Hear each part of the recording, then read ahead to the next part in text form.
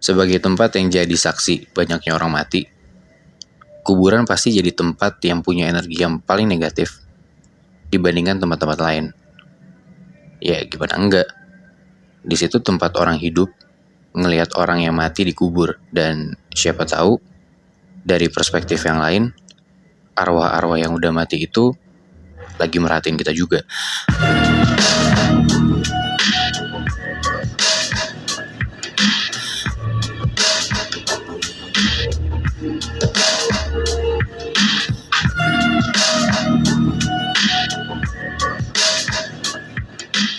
Muibi, lu tahu kan kalau misalkan keluarga gue lumayan deket gitu sama hal-hal yang mistis. Iya. Baik dari bisa ngerasain doang atau bahkan sampai ngeliat gitu kan. Iya. Dan waktu itu juga kalian ingat gak sih, gue pernah ceritain hal-hal mistis yang berhubungan sama nenek gue, yang nenek gue punya peliharaan. Ingat banget. Itu. Ingat banget. Iya. Nah, dan emang bisa dibilang juga kalau misalkan dalam keluarga gue, dari yang atas-atas gitu, dari nenek gue, nenek buyut sampai ke cucu-cucunya itu emang bisa dibilang sensitif, dan hal itu juga termasuk di gue. Nah, jadi bisa dibilang pas gue umur 1 sampai gue umur 3 tuh gue sensitif banget. Oke. Dan bisa dibilang jauh lebih sensitif dibandingkan sepupu-sepupu gue yang lain. Sampai akhirnya tuh dari gue umur 1 sampai 3 tahun tuh gue sering banget yang namanya digangguin. Yang awalnya gue nangis, yang bener nangis kejar, tapi karena terlalu sering digangguin dan gue saking takutnya, gue nangis pun udah gak keluar air mata gitu. Nah, karena jadi tuh gue punya uwa yang emang hitungannya dekat banget lah sama gue. Nah, uwa gue ini tuh dia anak pertama dari nenek gue, jadi kakaknya nyokap gue. Oh, uwa nih om. Iya, om gue kan karena gue orang Sunda jadi manggilnya uwa kan. Oke. Nah, uwa gue tuh yang paling kuat ilmu kebatinannya. Nah, karena yang kayak tadi gue bilang gitu kan, gue dari umur 1 tahun sampai 3 tahun tuh bener yang sering banget digangguin, sampai nangis banget, dan sampai akhirnya uwa gue tuh kasihan ngeliat gue. Karena maksudnya gue masih kecil gitu, terus gue nangis terus, ngerasa ketakutan terus gitu kan. Sampai akhirnya pas gue umur 3 tahun, uwa gue itu memutuskan untuk udah nih mata batinnya Syafa ditutup aja gitu, karena gak tega juga gitu kan uwa gue ngeliat gue. Nah, baru-baru ini tahun 2021 ini Agustus kemarin, uwa gue ini nih yang dekat ini namanya Uwa Imam tuh meninggal. Jadi baru banget meninggal kan. Nah, dia tuh emang tinggal di Surabaya. Dan pas dia meninggal tuh dia lagi di Surabaya. Tapi jadi tuh gue di Bogor punya kuburan yang emang kalau misalnya keluarga gue meninggal tuh pasti dikuburnya di situ. Oke, TPU gitu atau kayak lahan aja? TPU tapi ada kayak lahan kita sendiri gitu loh. Tempat si kuburan keluarga gua ini itu namanya TPU Dredet. Kalau misalnya orang Bogor pasti tahu, dan dia itu letaknya di dekat BNR. Di tengah kota tapi. Gak tengah kota banget sih, agak jauh dikit, tapi hitungannya masih lumayan bisa dibilang kota lah. Nah, jadi jenazah uwa gua itu dikirim dari Surabaya ke Bogor tapi pakai via darat. Tadinya itu mau pakai pesawat, tapi kan karena kondisinya lagi pandemi Covid tuh ngurusin suratnya ribet gitu kan, dan jauh lebih mahal gitu. Nah, akhirnya udahlah diputuskan untuk dikirim ke Bogor itu pakai ada mobil ambulans gitulah dari RSUD di Surabaya. Sampai di Bogor itu kira-kira jam 8 malaman. Nah, karena perjalanan dari Surabaya ke Bogor kan maksudnya ya lumayan gitu kan, Muibi. Jadi tuh sesampainya jenazah uwa gue di rumah keluarga ini yang di Bogor, langsung dimandiin, langsung disolatin lah. Karena kondisinya udah lama di perjalanan kan, takutnya jadi malah makin busuk atau gimana. Nah, karena kondisi uwa gue kayak gitu, akhirnya keluarga besar gue memutuskan udah hari ini aja dikuburinnya. Karena kalau misalkan nunggu sampai pagi, takutnya yang tadi gue bilang kan, takutnya baunya malah makin busuk atau gimana. Jadi dikuburinnya tengah malam dong? Iya. Nah, gue itu ikut untuk nguburin uwa gue ini. Itu tuh perkiraan nyampe di TPU-nya itu sekitar jam 11 malam. Gue itu kenapa ikut? Karena anaknya uwa gue yang meninggal itu bisa dibilang dekat banget sama gue. Jadi gue nemenin gitu kan. Itu masih boleh emang nguburin malam-malam? Iya boleh. Nah, kok boleh? Karena yang tadi gue bilang emang udah dari dulu banget kan keluarga gue dikuburin di situ. Jadi tuh kayak udah kenal gitu loh sama orang-orangnya. Jadi nggak apa-apa. Iya, jadi nggak apa-apa. Nah, kita sampai di sana, proses penguburannya berjalan kan, sampai akhirnya udah dikuburin. Nah, kan setelah dikuburin kan biasanya naburin bunga gitu kan, sama disiram air mawar.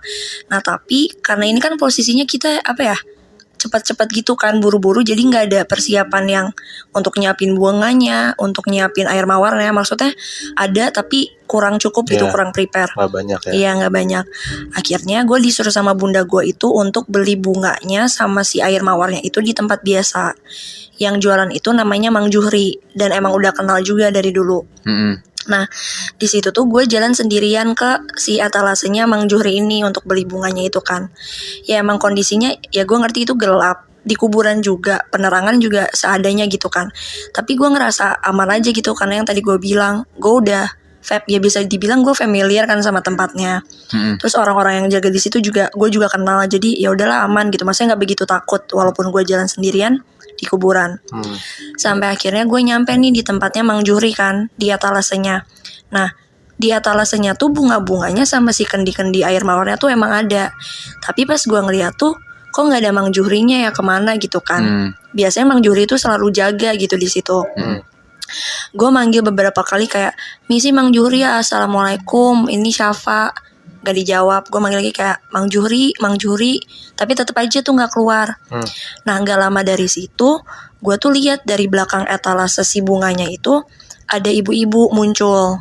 Ibu-ibunya tuh rambutnya dikonde, pakai kebaya, terus pakai kain juga gitu. Dan di situ gue posisinya gak terlalu ngeliat muka si ibu-ibunya ini, karena dia posisinya nunduk gitu loh. Ya terus gue berasumsi mungkin istrinya Mang Juhri kali ya, mungkin lagi ganti aja, Mang Juhri lagi nggak jualan gitu. Ya akhirnya gue bilang dong kayak, Bu permisi mau beli bunga sama air mawarnya. Ibu-ibunya tuh nggak nyaut. Terus gue bilang kayak, misi Bu mau beli ini bunga sama si air mawarnya. Karena nggak nyaut, akhirnya ya udah gue ambil bunganya sendiri sama ambil air kendinya gue pegang. Nah, duit gue itu kan 100.000, jadi itu gue langsung taruh di etalasenya. Terus gue bilang, Bu punten ini mau bayar. Tapi ibu-ibunya tuh masih tetap gak nyaut, masih diem doang dan nunduk. Tapi posisinya dia di belakang etalase itu. Terus akhirnya gue ngomong, Bu punten maaf, ini saya soalnya butuh kembaliannya. Gue ngomong masih tetap gak nyaut. Gue ngomong lagi, Bu punten maaf, gue gituin kan. Nah, ibunya gak nyaut, tiba-tiba tuh gue nyium dari si ibu ini ada aroma kemenyan gitu. Kan logikanya gini ya Muibi, itu kan tempat bunga, itu kan banyak bunga, jadi wangi bunga harusnya kecium dong. Tapi gak tahu kenapa aroma si kemenyan ini dari ibu ini tuh jauh lebih nyengat wanginya. Lu yakin tapi baunya tuh emang dari ibu itu? Iya, yang kayak gue bilang, ya cuman ada ibu-ibu itu doang. Karena kan maksudnya posisi gue sama ibunya juga gak jauh banget gitu loh, Muy. Nah, di situ gue langsung ngerasa, ya gue gak bisa bohong ya, gue ngerasa takut dong. Yang tadi gue bilang walaupun sebenarnya gue butuh kembaliannya, tapi akhirnya gue yang kayak, ya udah tuh uangnya gue tinggalin di etalase. Gue ngomong kayak, makasih ya Bu. Ya udah gue langsung pergi dong. Gue pergi dari etalasenya untuk balik lagi ke ini kan makamnya uwa gue. Nah tapi karena yang tadi gue nyium itu kan gue ketakutan, jadi itu gue jalannya agak setengah lari gitu. Nah jalannya ini kalau misalnya kalian bisa bayangin, jalan setapak kanan kiri itu emang kuburan. Dan emang ada penerangan tapi yang remang-remang gitu. Kalian kalau jalan terus di atasnya ada lampu jalan gitu, ada penerangan kan, pasti kalian bisa lihat bayangan kalian dong. Bayangannya kan di depan kita kan. Nah gue lagi jalan, gue tuh jelas banget bisa ngelihat bayangan gue. Dan itu inget ya, gue jalan sendiri. Harusnya cuma bayangan ada satu doang dong. Tapi tuh ada 2 bayangan, dan bayangannya tuh posisinya ada di samping kanan gue. Mampus. Berarti otomatis bayangan itu seseorang dari belakang gue dong, di samping kanan gue. Gue masih yang kayak, masih ya nyoba untuk positive thinking, tapi lama-kelamaan ya gue ngerasa takut dong. Ya gue mastiin, gue nengok ke kanan, ya nggak ada siapa-siapa, tapi kenapa ada bayangan. Akhirnya gue lari kenceng banget ke arah makam uwa gue. Pas gue lagi lari, tiba-tiba nyokap gue tuh langsung meluk. Mungkin karena dia dari kejauhan ngeliat gue lari gitu kali ya. Dia meluk gue, dia langsung kayak, Neng kamu kenapa tiba-tiba lari.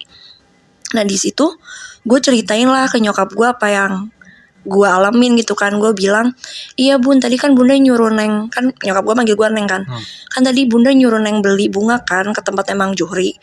Ya ini sih ada yang ada yang ngelayanin, tapi bukan Mang Juhri, kayaknya istrinya Mang Juhri deh.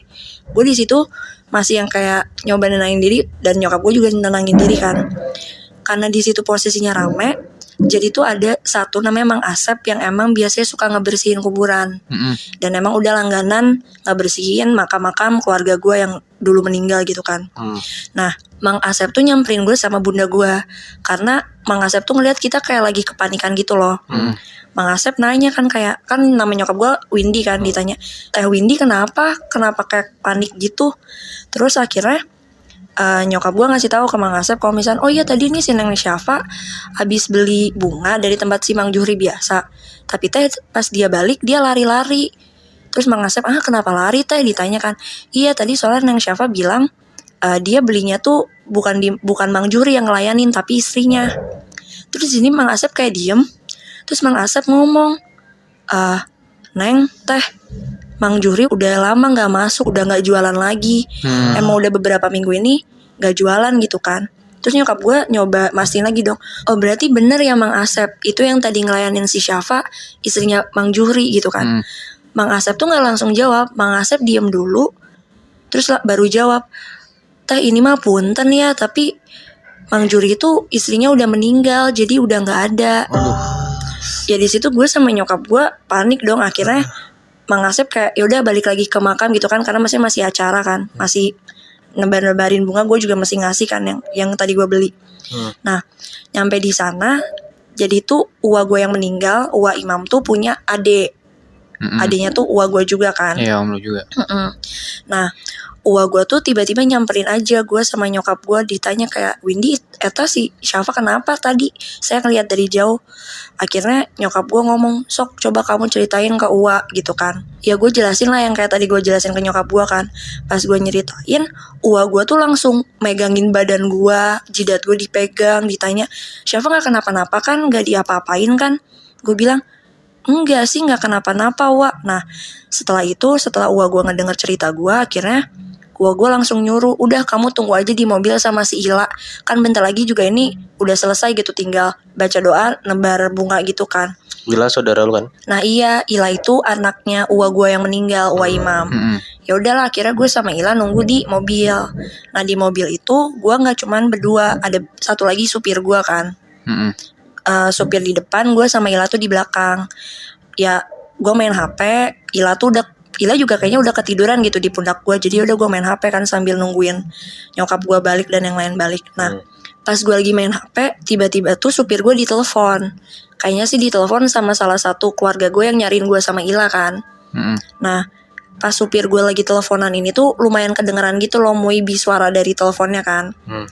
Kedengeran pokoknya ditanya kayak gini, itu si Syafa sama si Ila di mana, sama kamu nggak?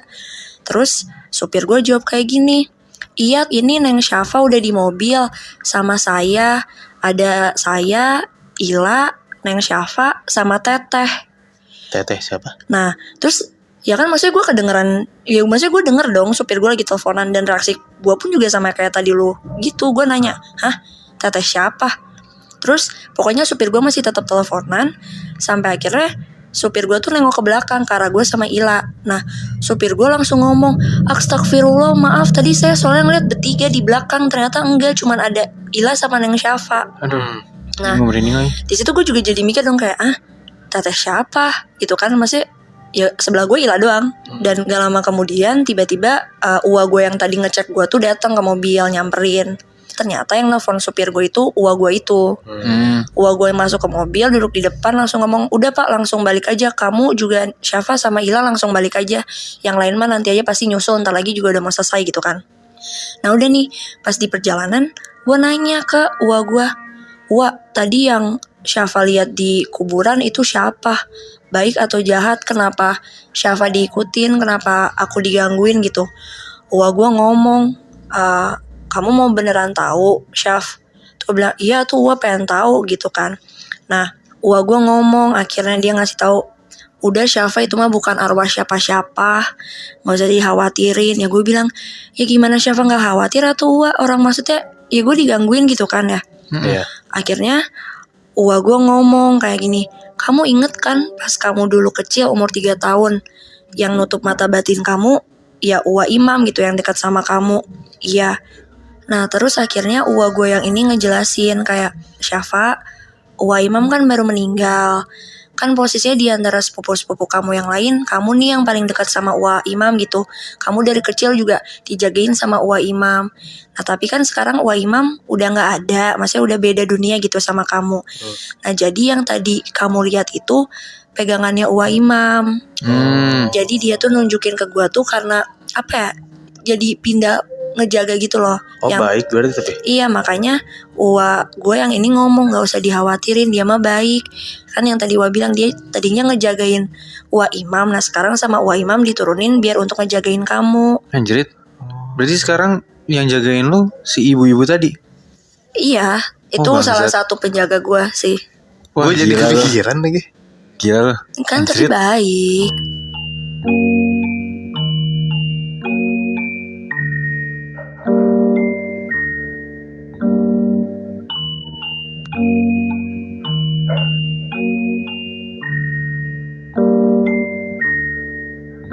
Gue mau ceritain satu kuburan yang emang pasti kita udah tahu semua sih. Apa tuh? Di Jeruk Purut. Anjing. Deket sini dong. Iya makanya. Nah lo tau lah kalau misalnya di Jeruk Purut itu pasti sosok yang paling terkenal yang emang orang-orang tahu adalah Pastur Buntung kan. Yes, Pastor Kepala Buntung. Gue belum pernah dengar sih. Itu udah jadi kayak urban legend banget gitu loh, Chef. Oke. Dan emang semua orang banyak banget yang ngeliat gitu. Ada sosok itu di sana. Oke. Dan tapi ternyata nggak cuma ada Pastur Kepala Buntung doang di sana. Oke. Karena ada sosok lain di sana dan penunggunya itu bisa dibilang kayak sering banget ngegangguin orang-orang di sana. Oke. Sama kayak cerita yang mau gue ceritain sekarang. Oke.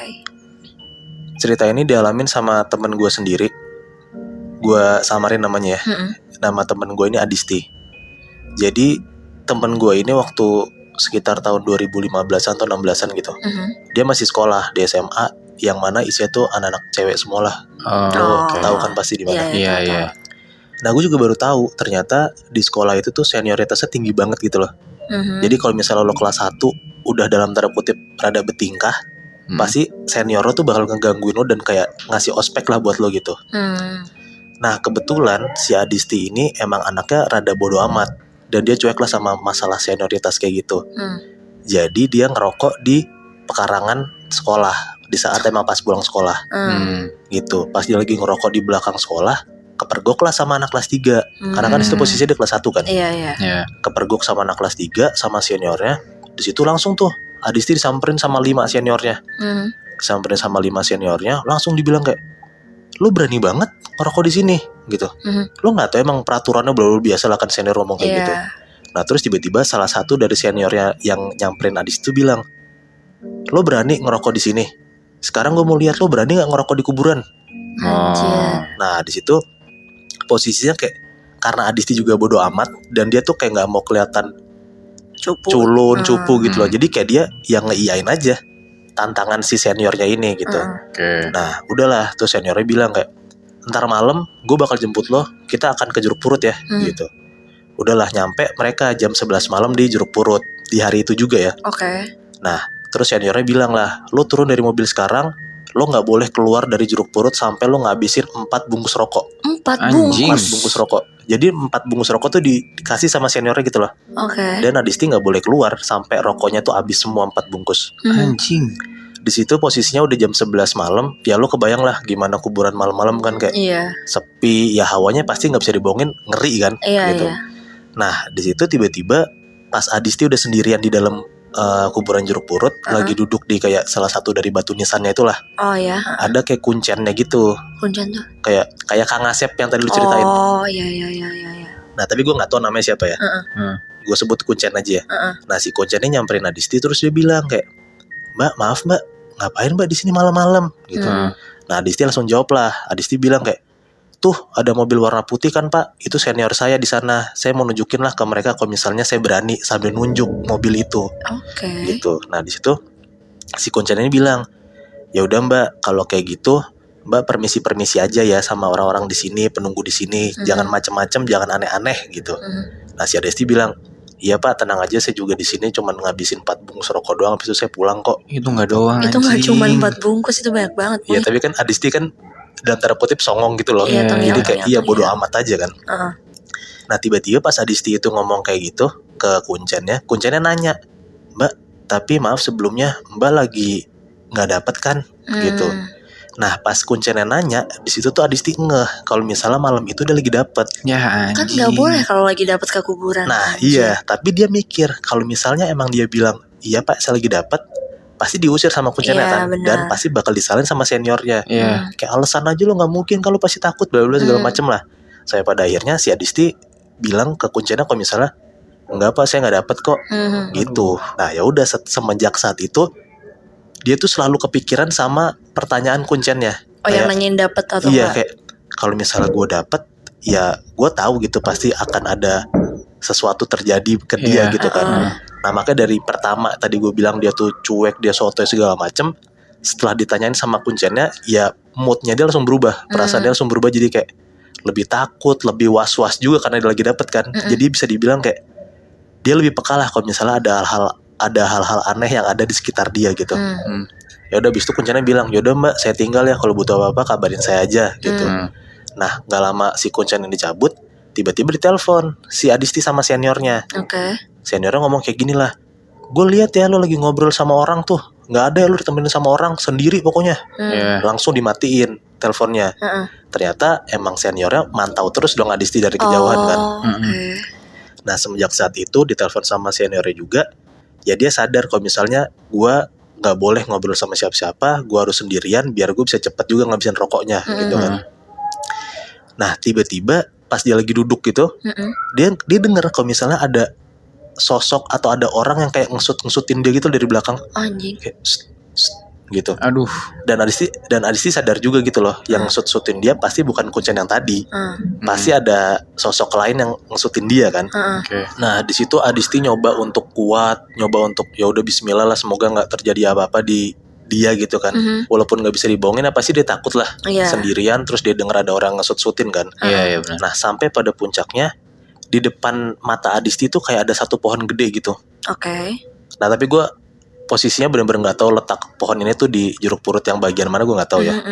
Pokoknya ada satu pohon gede di depan mata Adisti, dan dia ngelihat kalau misalnya tuh di dahan pohonnya di atas gitu, dahan pohonnya tuh kayak gerak-gerak sendiri gitu loh, gitu. Nah pas Adisti tuh kayak ngejelasin pandangan dia kayak itu apaan yang gerak-gerak gitu, dan ternyata Adisti sadar kalau misalnya dahan yang gerak-gerak itu tuh bukan gerak sendiri, bukan karena angin juga, tapi karena ada sesuatu di situ gitu loh.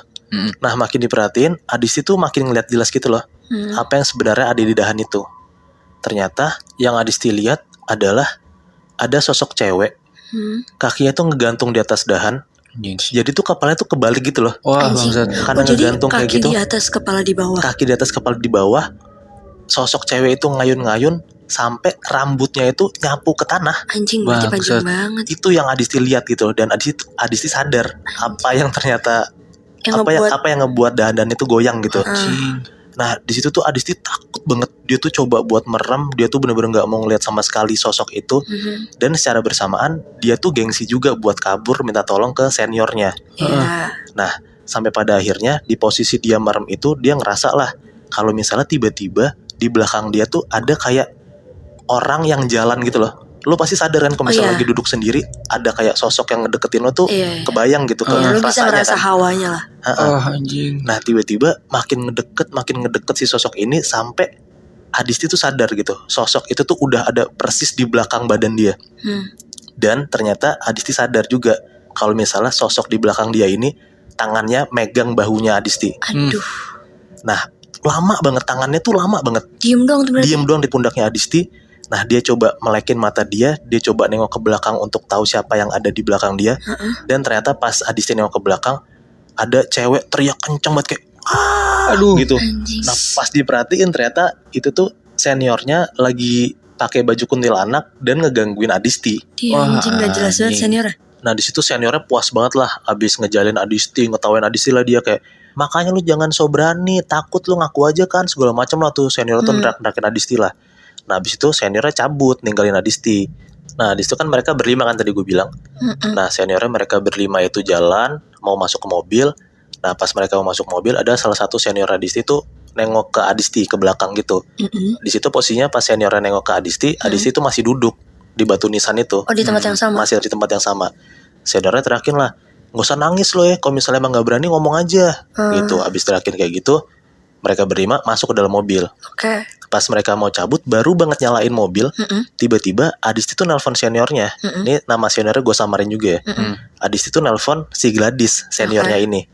Nah tiba-tiba pas Gladys itu ngangkat teleponnya Adisti langsung ngomong kayak, Kak Gladys, maaf banget, gue minta maaf banget, gue diam-diam kabur. Gue udah ada di taksi dan gue berusaha buat pulang aja lah karena gue udah takut banget, maafin gue. Anjing. Itu gue nggak berani.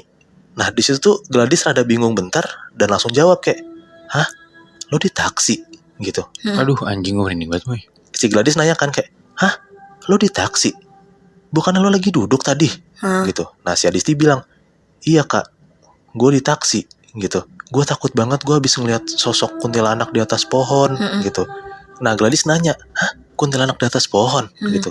Si Adisti bilang, iya kak, gue ngeliat gitu, badannya ngegantung kebalik gitu. Denger si Adisti ngomong kayak gitu, Gladys tuh dalam hati kayak, iya bener sih, emang gue sama teman-teman gue abis ngegangguin Adisti pakai kostum kuntilanak. Iya. Tapi sosok kuntilanak yang ngegantung di atas pohon tuh bukan bagian dari, Bukan salah satu dari mereka gitu. iya ya? bukan teman-teman gue gitu loh. Di situ karena Gladys itu nggak berani, dia takut dan yang denger itu cuman Gladys doang kan. Nah si Gladys tuh loudspeaker teleponnya. Gladys nyuruh si Adisti buat ngomong lagi supaya teman-teman yang lain denger kan. Iya. Nah pas dia di loudspeaker, Gladys suruh Adisti ngomong ngomong lagi, kak, iya maafin gue, sekarang gue udah di taksi, gue takut banget, gue mau pulang. Terus ada salah satu dari temennya si Gladys tuh ngomong kayak, kita habis neriakin Adisti anjir, Adisti di taksi, terus yang tadi siapa? Iya. Gitu. Nah karena ada hal aneh gitu, mereka sadar kalau misalnya tuh itu bukan Adisti kan. Mereka langsung mikir, ya udahlah kita buru-buru cabut aja lah gitu. Mereka udah ngidupin mobil, pas banget mereka mau jalan, mau tancap gas tuh si Gladys, karena Gladys nyetir kan. Iya. Mereka lihat di depan mobil dia, di depan mobil mereka tuh, ternyata ada sosok cewek pakai baju putih, rambutnya panjang banget sampai nyapu lantai, sambil si sosok ini tuh sambil jalan ngedeketin mobil sambil ngesisir-sisir rambutnya gitu loh. Anjing. Sambil megangin rambutnya pakai tangannya gitu. Dan sosok cewek ini tuh jalan makin lama makin ngedeketin mobil Gladys dan teman-temannya. Nah di situ tuh Gladys tuh panik banget, takut banget, saking takutnya tuh Gladys tuh mundur kencang banget gitu mobilnya. Pas mobilnya tuh mundur kencang banget sampai mereka sadar ternyata tuh ada suara brak gitu. Oke. Pas ditengok ke belakang ternyata Gladys nabrak mobil pickup Oke. gitu. Dan ya gimana ya, kayak gue mikirnya ya, lo bayangin aja kalau misalnya lo abis ngelakuin sesuatu, lo ngejelekin orang gitu, ngata-ngatain orang, ya ternyata ketulah gitu kan. Iya. Senior-seniornya pun bahkan harus ngalamin kecelakaan kayak gini. Nah, kalau cerita yang mau gue ceritain ini ada hubungannya juga sih, Moy, kayak cerita lo anak muda yang masih songong. Oke. Jadi ceritanya sekitar tahun 2005 ada 3 orang anak SMA cowok-cowok, sebut aja namanya Lukman, Aryo, sama Haris. Lukman, Aryo, Haris. Ya betul. Ceritanya di suatu Jumat malam, abis kerja kelompok, mereka bertiga nih selesainya sekitar jam 11-an. Kayak mereka abis kerja kelompok di kafe, karena kafenya udah tutup dan udah kemalaman juga. Mereka mau nginep di rumahnya Lukman. Kebetulan rumahnya Lukman nih kosong, cuman dia sendiri. Makanya kayak mereka nginep di sana aja, dan karena emang kerja kelompoknya juga belum kelar, mereka lanjut di rumah Lukman aja. Nah, rumahnya si Lukman ini tuh ada di daerah Serengseng Sawah, Jakarta Selatan. Oh, oke. Dekat Depok situ. Iya, di situ tuh posisi rumahnya si Lukman ini deket banget sama TPU Serengseng Sawah. Oke. Dan kalau mau ke rumahnya Lukman itu lebih enak buat motong lewat TPU-nya itu dibanding lewat jalan lain karena harus muter. Jadi kayak lebih jauh gitu. Ya gue tau lagi jalannya. Oh, lu tahu? Iya. Nah, begitu mau balik, mulai tuh ada obrolan. Si Aryo iseng nanya ke Haris, lo percaya setan gak, Riz? Kata Haris, enggak. Terus Aryo bilang lagi, rumahnya Lukman kan banyak setan, emang lo berani? Si Lukman bilang, udah gak usah ngomong kayak gitu, kan rumah gua, ngapain takut? Nah ini yang gue bilang tadi, Mui, orangnya songong. Si Aryo ini emang orangnya songong, kayak gelagatnya so berani gitulah pokoknya. Nah udah tuh jam 11 tadi kan, mereka naik motor masing-masing. Pas mau jalan, si Lukman ngomong, ke rumah gue biasanya lebih deket kalau lewat TPU. Tapi udah malam nih, kita muter aja yuk. nggak usah lewat TPU gitu. Ya. Kita muter lewat jalan lain, ya kira-kira 10 menitan lah, biar nggak lewat TPU, ngeri anjir gitu kan. Nah di situ Aryo bilang, udah nggak usah takut lah, lewat TPU aja, biar cepet nyampe rumah lo. Kita juga mesti harus lanjutin nih kerjaan kita, tugas kita masih banyak gitu kan. Si Lukman dan Haris ngikut aja sama Aryo gitu kan. Oke. Nah udah tuh singkat cerita mereka masuk ke komplek TPU itu. Di situ tuh suasananya gelap, kosong, karena emang Serengseng Sawah tuh di tahun 2005 masih agak-agak sepi, nggak seramai sekarang. Oke. Dan di situ kondisi jalanannya tuh kayak jalan kecil, terus kayak bisa dilewatin motor, kanan kirinya kuburan gitu. Oke. Nah sialnya tiba-tiba di tengah-tengah itu tuh ada yang nimpukin motornya Lukman. Nimpukin kayak motornya Lukman dilemparin sesuatu gitu. Oh oke. Otomatis mereka berhenti kan. Iya. Mereka berhenti terus dicek tuh motornya. Dicek terus kayak ternyata pas dilihat ternyata itu tuh kayak buah mangga kecil gitu loh. Nah dicek tuh motornya Lukman, ternyata emang sampai rada lecet gitu loh. Kenceng banget Iya, berarti anjir. kenceng. Nah si Aryo tuh sampai kayak ngomel gitu loh, kayak anjir kenapa nih bisa sampai lecet gini, siapa nih yang lempar gitu kan. Nah di situ tuh kayak Aryo sampai nantangin, dia teriak karena kesel banget kayak, wah anjing siapa nih yang lempar, motor baru nih, karena dia tahu motor Lukman emang motor baru gitu kan. Oke. Terus nggak lama setelah itu dari arah yang sama itu tuh kayak ada kelempar sesuatu lagi, dan benda itu tuh jatuh di depan kakinya Aryo. Pas dilihat ternyata buah mangga kecil lagi. Nah, berarti sama yang kayak tadi dong. sama kayak tadi. Nah dari situ mereka tahu tuh asal tempat buah itu datang. Aryo bilang ke teman-temannya, lo bukan pengecut kan? Ayo kita samperin. Anjir. Si Lukman bilang, udah yuk cabut aja, udah malam gini. Nah terus Aryo masih kayak, enggak. Mau orang kek, mau setan kek, siapapun, bodo amat. Kalau orang ya harus ganti, kalau setan anjing banget, nggak takut gue. Buset. Gituin sama Aryo. Akhirnya udah ngikut tuh si Lukman sama Haris ngikutin Aryo, karena ya kayak si Aryo ini alpha guy gitu loh, kayak pemimpin tongkrongan. Jadi Lukman sama Haris pun gak berani buat ngebantah. Tapi di sisi lain ya kayak lu ngerti gak sih? Ya Lukman sama Haris juga sebenarnya takut gitu loh. Cuman ya udah tuh mereka bertiga jalan, mereka ngelewatin kuburan-kuburan ke arah asal mangga tadi dilempar. Sampai ternyata emang ada satu pohon mangga, dan emang di dahan-dahannya tuh ada mangga-mangga kecil gitu loh. Nah di situ Aryo yakin asal buah mangga yang dilemparin tuh emang dari situ. Akhirnya si Aryo teriak lagi, woi keluar lu yang nimpukin temen gua. Gak lama dari situ tiba-tiba si Lukman nih teriak, Lukman ya bukan Aryo. Lukman teriak dan langsung lari kenceng banget ke arah motor. Mah kenapa? Ya kayak si Aryo sama Haris kaget, mereka lihat-lihatan bingung, terus kayak dipanggil si Lukman kayak man lu kenapa gitu kan. Si Lukman nggak jawab, kayak langsung lari cabut, dia ngidupin motor bener-bener langsung ngebut. Anjing ditinggal dong. Ditinggal. Kayak Haris sama Aryo kan bingung kan. Ya mereka juga nggak tahu mau gimana, bingung, langsung ngejar si Lukman. Udah mereka langsung ngikutin sampai di depan rumahnya Lukman. Nah sampai di depan rumahnya Lukman, si Aryo langsung nanya dong, lu kenapa sih man? Ini gimana nih motor lu nih? Di situ sambil rada panik, si Lukman tuh malah nanya balik ke Aryo sama Haris.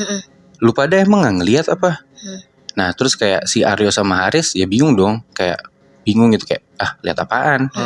Nah di situ akhirnya si Lukman cerita kalau ternyata di deket pohon mangga tadi itu tuh tiba-tiba si Lukman dengar ada kayak suara nenek-nenek batuk gitu kayak dia dengar suara kayak gitu. Nah terus begitu Lukman nengok ke arah suara itu, si Lukman tuh ngeliat di salah satu batu nisan kuburan itu ada nenek-nenek bongkok duduk di atas batu nisan, munggungin Lukman. Terus nenek-nenek ini pelan-pelan nengok ke belakang ke arah Lukman. Pelan-pelan tiba-tiba ada bunyi krek. Jadi kayak lu bayangin si nenek-nenek ini ngadep ke arah Lukman, tapi badannya masih munggungin dia. Jadi kepalanya patah 180 derajat nengok ke arah Lukman. Dan gak sampai situ, lu bayangin tiba-tiba si nenek ini pelan-pelan berdiri. Terus seketika nenek-nenek ini langsung lari mundur ngedeket ke arah Lukman. Anjir. Lo kebayang nggak? Iya. Palanya ke arah Lukman terus kayak jalannya mundur. Ya tiba-tiba dari situ Lukman langsung cabut makanya. Karena dikejar sama si nenek ini ya? Karena dikejar sama nenek-nenek itu. Nah setelah si Lukman cerita kayak gitu, si Haris tuh langsung ketakutan. Tapi bedanya si Aryo ini masih bisa-bisanya bilang kayak, ah lu halu kali man. Kalau nenek-nenek itu beneran ada, harusnya gue sama Haris ngeliat juga dong. Udah, tenang aja, kita masih ada tugas nih, kerjain aja deh biar cepet kelar gitu kan. Ya udah akhirnya mereka masuk ke dalam rumah. Di situ udah sekitar kayak jam 12-an lah. Mereka coba kerjain tugas mereka lagi tuh. Nah di tengah-tengah lagi ngerjain tugas itu, si Lukman tuh dengar suara kayak kayak suara tulang patah gitu loh. Lukman bingung dong. Dia nanya ke teman-temannya, lu pada dengar suara nggak sih? Si Haris geleng-geleng doang. Dan si Aryo tuh bilang kayak, duh man lu kenapa sih? Dia untuk si Lukman. Gak lama setelah itu Lukman tuh denger lagi suara kayak retek. Dia ngomong lagi, sumpah lu berdua beneran gak denger? Tuh teman-temannya udah pada malas tuh. Tapi gak cuma sampai situ, gak cuma 2 kali, bahkan sampai ketiga, keempat kali Lukman tuh denger suara kayak retek, bunyi tulang patah gitu loh, Moy, Syaf. Cuman setiap kali si Lukman denger suara itu, dia nengok ke teman-temannya tuh kayak bener-bener kelihatan kayak nggak dengar ada suara apa-apa gitu loh, kayak lanjut ngerjain tugas aja. Terus kayak Lukman ngerasa, anjrit ini apaan sih? Kenapa dari tadi cuma gue doang yang ngerasain hal-hal aneh? Ya kayak tadi di kuburan kan si Lukman doang yang ngeliat si nenek-nenek itu. Dan yang di rumahnya Lukman juga cuman Lukman doang yang ngedenger suara itu gitu loh. Ya udahlah, si Lukman nih nyoba tetap fokus sampai sekitaran jam 1. Lukman, Haris dan Aryo tuh kelar buat ngerjain tugas. Akhirnya ya udah selesai. Di sekitaran jam 1 itu mereka mau mandi, gantian tapi. Nah Lukman duluan tuh yang mau mandi. Si Haris sama Aryo main PS dulu aja sambil nungguin Lukman gitu kan. Lokasi kamar mandinya by the way di kamarnya Lukman juga. Nah udah tuh Lukman masuk kamar mandi, dia nyalain showernya, mandilah tuh dia. Lagi mandi nih, di tengah-tengah mandi, Lukman tuh ngerasa kayak hawanya tuh gak enak banget. Dan dia ngerasa kayak ada orang yang berdiri di belakang dia. Kayak lu pasti bisa ngerasa kan kalau ada orang di belakang lu. Di situ tuh dia matiin shower dia, dan makin kerasa beneran ada orang di belakangnya Lukman. Tapi ya Lukman gak berani nengok ke belakang. Sampai akhirnya gak lama dari situ, si Lukman denger ada suara nenek-nenek dari belakang dia yang ngomong kayak gini, dasar kotor. Nah di situ Lukman langsung teriak kenceng banget.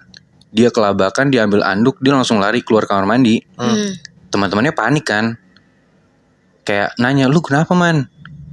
Akhirnya si Lukman ceritalah kalau dia didatengin lagi sama nenek-nenek yang dia lihat di kuburan. Dan dia dikatain kotor. Si Lukman bilang kayak, gue gak tahu kenapa lu semua gak bisa lihat, dan gue gak ngerti kenapa gue dikatain kotor. Nah di situ si Aryo tuh notice, dan dia nanya ke si Lukman, bentar, si makhluk itu ngatain lu kotor. Nah, terus si Lukman bilang, iya gue dikatain kotor gak tahu kenapa. Si Aryo nanya lagi, kapan terakhir kali lo mandi besar?